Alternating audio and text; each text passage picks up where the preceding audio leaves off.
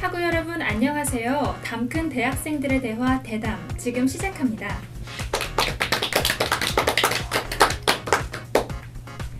학우 참여 토론 프로그램 대담은 학생 사회뿐 아니라 우리 사회에서 쟁점이 되는 주제를 두고 자유롭게 이야기를 나누는 대학생 토론 프로그램입니다. 오늘의 패널로 이준하, 지창현 학우분 모셨습니다. 안녕하세요. 네, 안녕하세요. 안녕하세요. 네, 반갑습니다. 그럼 시작하기에 앞서 학우 여러분들께 오늘의 각오 한마디씩을 들어보고 싶은데요. 먼저 이준하 학우분.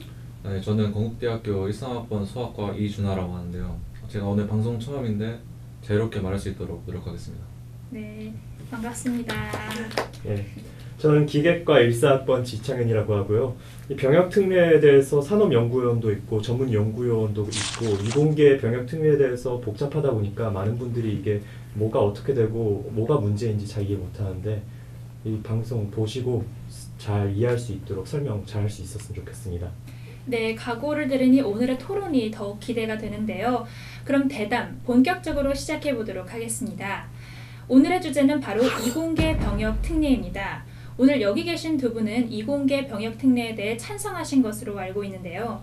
하지만 최근 국방부는 이를 폐지하기로 결정했다고 하죠.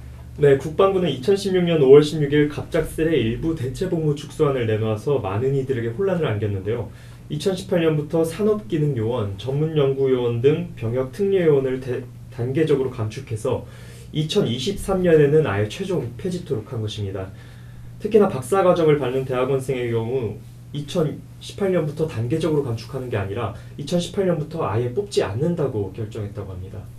네, 그 이유는 군은 기본적으로 50만 명이라는 군인 수를 유지하는 데 수십 년 후에 발생할 인구 절벽이라는 인구가 줄어든 사태에 대비해서 대체복무 축소를 통해 그 부족한 인원들을 확충하겠다는 건데요. 이에 대해서 각 대학 이공계 대학생들은 학생회나 단체를 통해 반대 의사를 밝혔고 과학기술계는 물론 미래부와 교육부 역시 반대 의사를 밝혔습니다. 네, 그렇군요. 그럼 과학기술계뿐만 아니라 두 분께서 반대하시는 이유가 궁금한데요.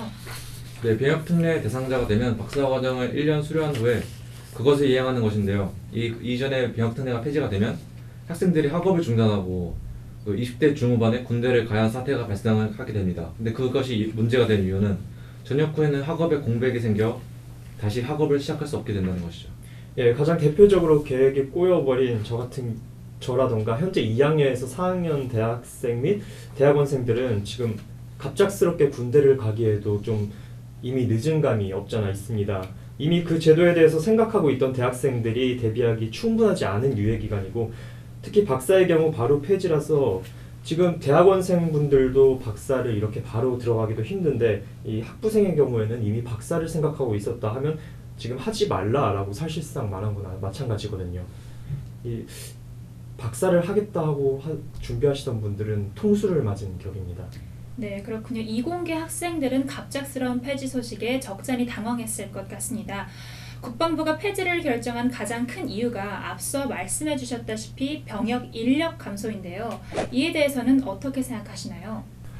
예, 제 주위만 봐도 군대 총원보다 군대에 가려는 대학생들이 더 많은 관계로 이미 주변에 군대에서 떨어져서 장기 휴학을 하고 있는 경우가 많습니다. 또 장기 휴학이 될 것을 우려해서 좀 특수한 부대, 힘든 부대라고 인식되는 부대에 일부러 넣는다던가 하는 경우도 되게 많거든요.